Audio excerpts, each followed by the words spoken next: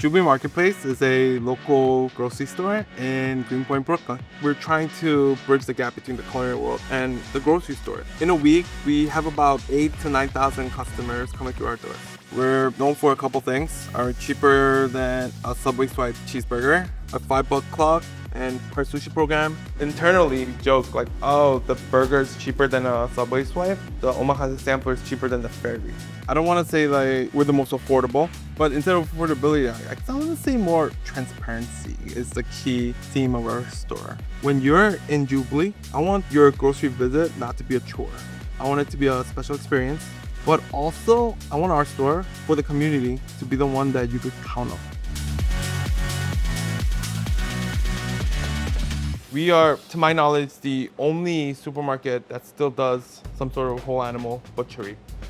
So Matt is right now breaking down a part of the cow for our burgers upstairs. For the grinding, I'm gonna be using some short ribs and also some of the brisket off the chuck. These are the same cows or beef that you could get from one of the more famous butcher shops in Brooklyn. But because we're a grocery store, we're able to lower the price point. If you do whole animal, there's a lot of trim that comes with it. We took that, we sourced upstairs for the burgers. When our burgers became very popular, we weren't able to supply everything upstairs anymore. So we give upstairs whatever we can from our whole animal program, and we source the rest that we need from a distributor that's also doing grass-fed, grass-finished local ground beef. I grew up eating white manor burgers. Middle school, I had like a couple dollars in my pocket, and I was able to go get 2 burgers. I was like, what if I recreated that? The burger was like the first step towards redemption.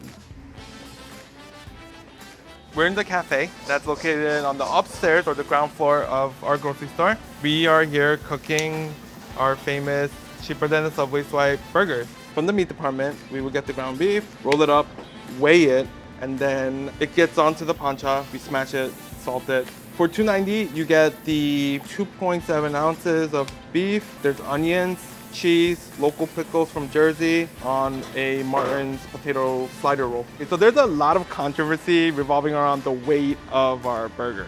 We got crazy Reddit posts, like some people called it the John Cena burger because you can't see the burger from the picture. Some people also called it the BYOB burger, where you have to bring your own burger. Someone called it the McPickle. But yeah, it's 2.75 ounces. The meat's here. Reddit, there's meat in here, I promise. At our busiest point, we did 2,200 burgers a day. That was literally just non-stop cooking. When people taste our burger, I want them to taste nostalgia. I want it to taste like the burger I had as a middle school kid at Waimana. Welcome to our shoebox of a kitchen. This is where all our preparations for our rotisserie chicken happens for the day. This is Natalia and Lupita. They're the ones who make everything happen within the downstairs market. They're gonna remove the chicken from the brine. So our brining process is 48 hours. It's a simple mixture of just water, salt, sugar. We remove it, we dry it, and then we start seasoning the chicken. This is the chicken seasoning that we put on top of the rotisserie chicken. We have garlic powder, fennel seeds, rosemary, salt, onion powder, paprika, and citric acid. It comes out very orange, so it almost looks like Cheeto dust. So sometimes, like, you know, while we're working, it gets on our clothing and stuff, so it looks like we just had a bunch of Cheetos and just kind of like rubbed our fingers on our clothing. So right now, the total cook time is about 3 hours. We got this oven. It's specifically only for rotisserie chicken. Because we're doing hundreds of chickens a day, we need something that just holds that amount of chicken, which is about 160 birds. The $5 club, our quote-unquote second redemption, it's one of our more popular items. For the longest of time, people wanted rotisserie chicken in our store. At the time, I felt Costco had the best quality for the price. So when I go to Costco, when I do get the $5 rotisserie chicken that they do have, I could easily get 3 meals out of it. So I thought for $5, that's just affordable for everyone. So the chicken finally came out. We just package it, price it, and we're gonna just put it out there for customers to purchase. My goal was, it should be juicy, not dry. And I think that's the #1 complaint with a lot of bad rotisserie chicken. It's just, oh my God, it is so dry. Because cooking a whole chicken is so difficult, it doesn't have to be the best, but if you enjoyed it and didn't feel like you wasted your money on it, I think that's a win. So some of our other program that's very popular is our prepared food section. We make salad dressing in-house. We make the guacamole in-house. We also make our own kimchi. I think by default, we do offer a lot of Korean offerings because I'm Korean. I think it comes more naturally to me. And luckily, people have been very receptive to it in this neighborhood where there isn't a big Korean demographic here. So this is Louis. Louis right now is breaking down the tuna that we're gonna use for our sushi program. This is the loin. After Louis fillets it, he would actually salt cure it. So our tuna has been like the most popular out of all the sushi. We went through 100 pounds a week. And if you think about it, right, per nigiri, you're using about 1.5 to 2 ounces. So 100 pounds a week, that's just like a huge amount. So this salmon is sashimi grade, and I think in my opinion, we use incredible ingredients. We use a lot of the same seafood that like most omakase places use. We received the seafood from Lobster Place and Greenpoint Fish and Lobster. With those two distributors and wholesalers, we actually know exactly where the seafood is from, and we can pinpoint into what region it came from. We get it from the North Atlantic region. Those are where the best salmon farms are. Faroe Island, Lockerot. The fish has been salted, and we're gonna keep it in the fridge for about a day, and then it'll be ready to go for our sushi team. Sushi, I think, it's so hard to nail, like as a supermarket. Everything's stacked up against you, the rice gets cold, hard. I think that's why grocery store sushi gets such a bad rep, because the rice hardens. And for me, I still wanted to make it special. The most important factor for me when starting the sushi program was I wanted to know where this particular seafood came from. I want to use the word dope. We use super dope ingredients, like a single origin soy sauce. We're getting seafood from Japan, Korea. We're using toro, which you probably won't find at a supermarket.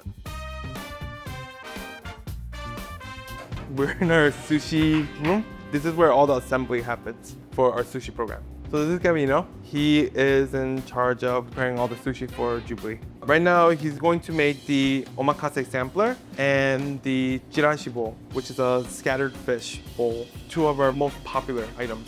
Gabino right now is making our omakase sampler. So it's 6 pieces, and it has 4 nigiris. One is salmon, fluke, scallop, and toro. And then the other 2 pieces, which is very unique, we make using mentaiko, which is fermented bolakro that's cave aged, and 오징어 젓갈, which is basically cuttlefish, fermented and soft, also cave aged from Korea. Everything in the sampler is everything I love, all the favorite cuts. And the other 2 Korean ones that are unique and no one's really doing right now, those 2 happen to be my favorite banchan or side dishes in Korean food. So these are $4. Internally, like with our staff, we joke like, oh, the burger is cheaper than a Subway swipe. The omakase sampler is cheaper than the ferg. When we were beginning our sushi program, I realized that not a lot of people tried omakase. It is such a big commitment to spend that much money for something you may or may not like. So that got me thinking like, what's the least possible amount that we could charge for this? And that was how this was born. This would be for the jirashi bowl. So jirashi bowl, I feel like a lot of people love it just because it's a variety of fish that goes into it. For the bowl, we kind of don't want it to seep into the rice, so I thought it was a cool way to kind of separate it, decorate it, all the above. There's fluke, there's tuna, there's toro, salmon, and then there's also on top, we top it with uni, ginger, salmon roe, and masago, and ebi, which is the sweet shrimp. And then we decorate it with little bits of wasabi. These are done now. The only thing that's left is to price them and set it up in our sushi counter. Most grocery stores, they only release it once a day. We purposely release it twice a day, one at 11 and one at 4:30. I think right off the gate, we got very lucky because a content creator did cover it. Julian Moo or Moober Eats was the one who covered it, and luckily the reaction was like incredible. At one point it was so popular we couldn't keep count because people lined up through the aisle, which was wild. Super grateful for. Like I almost cried when that happened because I was just like, I've never seen this before at a grocery store. So why is affordability important to me? I think it's like a spider web of reasons. I'm a child of immigrants, didn't have much. I was a stock person and living paycheck to paycheck. But then if you really dig deep into business, I was given this gigantic opportunity that I don't deserve. I've been told to my face, behind my back, I'm a terrible biggest person, which I kind of agree because I actually do care. I care when customers say like, you're too expensive. I think still to this day, I struggle a lot with because ethically, I owe something to my boss or the president of the company to present some sort of profit. I have my team that I want to generate enough revenue to take care of. And because of my decision, we close. How about their family? I think the most important thing is when we do go viral for these things, their workload just went from 30 chickens a day to 200. No one complains. I think I'm gonna do more for my team, customers, and people who've supported me personally. I'm in debt to basically all these people, my team especially, customers, because they could have easily not given us a second chance and we would have closed. I think that's the struggle. So right now we're in the deli station. This is eventually gonna be like a Korean street food corner where we're gonna sell items like tteokbokki, and the main will be kimbap. I wanna say kimbap is like the Korean variation of sushi rolls. We're gonna offer traditional, but we're also gonna do something special. We're gonna try to recreate Korean barbecue within the kimbap. Kimbap, you season the rice with some sesame oil and some sesame seeds. So after they mix the rice, they're gonna set the base. So it's gonna be nori sheet, and on top, they're gonna place the rice and kind of spread it apart. Traditionally, it doesn't have red leaf lettuce, but I thought it would work well. Doesn't get pork belly. This salted cuttlefish is called jeokgal, which is traditionally eaten raw, but we just cooked it upstairs. Nothing in this kimbap is traditional, but in my mind, I feel like it works. For the kimbap, I don't plan on charging more than $10. We're thinking 9. Right now, the average kimbap price in New York City is about anywhere from 12 to 15. A lot of customers have been asking for kimbap. So kimbap is a bunch of ingredients. The whole concept is to make the perfect bite. Imagine you're at a Korean barbecue and you're making a lettuce wrap. Essentially, that's the perfect bite, right? Now imagine that in a form of a hand roll. The hardest aspect of kimbap is when they're rolling it, you kind of don't want the seaweed to burst. So from my experience, people that have done both sushi hand rolls and kimbap, they say kimbap is a bit harder to roll because of that. It has to be this like really tight roll, and one wrong move, that's it, like you can't use it. So this is like the finished kimbap. There's nothing else to do but taste it.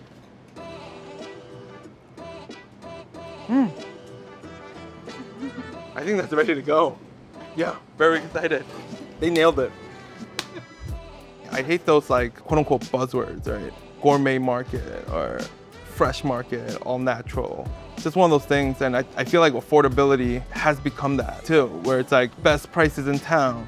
But are we? We strive to be, but doesn't mean we are. I feel like grocery store in the hospitality group or sector, it's on the like bottom of the totem pole. My goal always was to bridge that gap, like grocery stores can be cool.